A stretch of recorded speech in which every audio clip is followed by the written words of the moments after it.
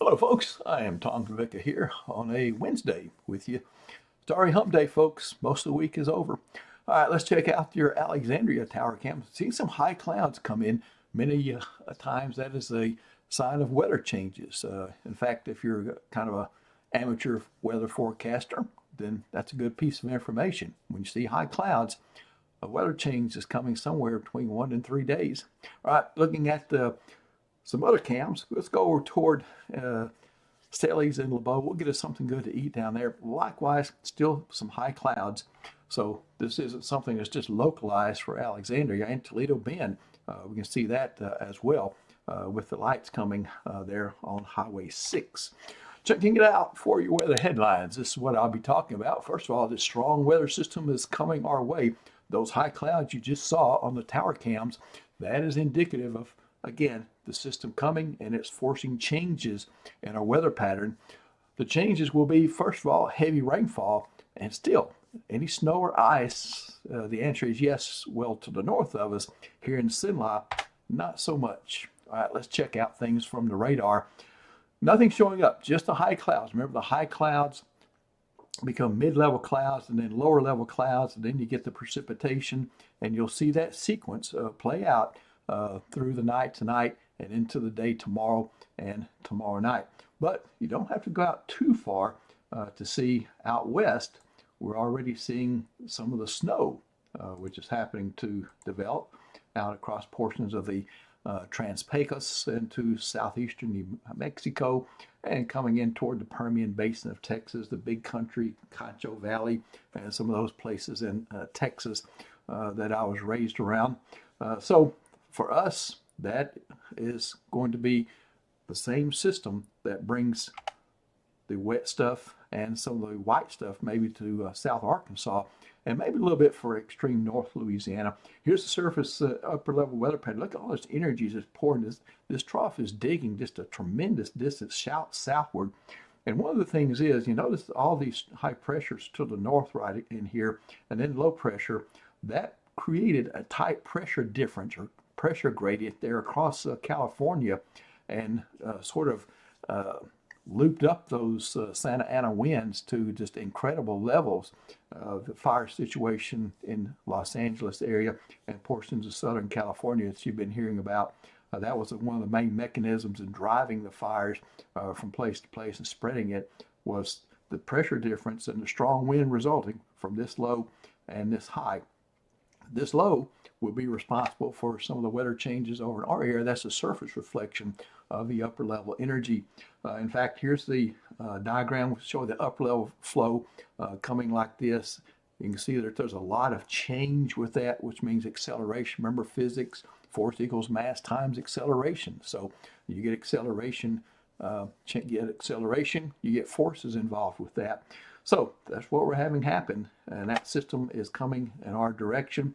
We'll see a very rapid development of rain and then snow, ice, and all that stuff on the north side of this precipitation shield associated with this big dip, this big disturbance, storm system, weather system, whatever you want to call it, coming through. Notice how it stays mostly to the north, the frozen. We get the Louisiana snow, which we know as rain, right? All right, so that's what we get down this way, I think, for the most part. So Futurecast, playing it a little bit on a more local level, 7 o'clock in the morning, no issues going to work or going to school. It will be cold again, so you're going to need to bundle up. By the time you come home for your PM commute, it looks like we're going to see the rain already breaking out here in Sinla and along to the north of I-20. That is where we can start to see some onset of some frozen precipitation, freezing rain, sleet, and eventually some snow mixing in with that. Now, going into Friday morning, we see rain across the area. I think the heaviest rain and most of the rain would fall during the night on Thursday night and into early Friday morning. So this is part of that. Notice we got a wintry mix back up across portions of the Arklatex. And again, this little tail working through could have a few flakes in it into North Louisiana there. But by Friday, 7 p.m., I think it's beginning to shift out, certainly of the area for that time frame. So here's my rainfall and precipitation pattern for Thursday and Friday. Again, most of this, practically all of it, will occur in the PM hours Thursday and the AM hours on Friday. So I've got everybody here with 100%. Liquid, a ½ inch to 1.5 inches will be common here across the area. And then peak amounts of about 2 to 4 inches may occur somewhere. And I do think we'll have a pretty good shot at getting a couple of inches, 2 to 3 inches in some rain gauges there. So everybody gets wet with it. And I did outline just a little area where there could be a mix. I put a question mark by it to say, okay, well, it's possible, but the possibility is low. And if you get it, I don't think it's going to be much, if anything, to worry about. All right, so the Sabine, Natchitoches, Grant, Wynn, and LaSalle parishes. I think once you get to the east, Cudahoga, Concordia, I was mentioning that. I think I'm going to kind of drop that because that track of the surface low, I think they'll get some warmer, quote unquote, air, if you want to call that, for tomorrow. It'll be a very miserable day, though, with the cold and wet conditions that we have. But again, this little area could see a mix, but no issues. Checking it out for Thursday PM, there's the 100% Thursday night and 100% Friday morning. Heavy rain possible. I outlined that getting up to 3 to 4 inches in places. Most folks about a ½ inch to 1.5 inches or 2. All right, look at these temperatures. 28 low Thursday. It's a good thing the precip's holding off, or we would see some perhaps even down in this direction, token amount.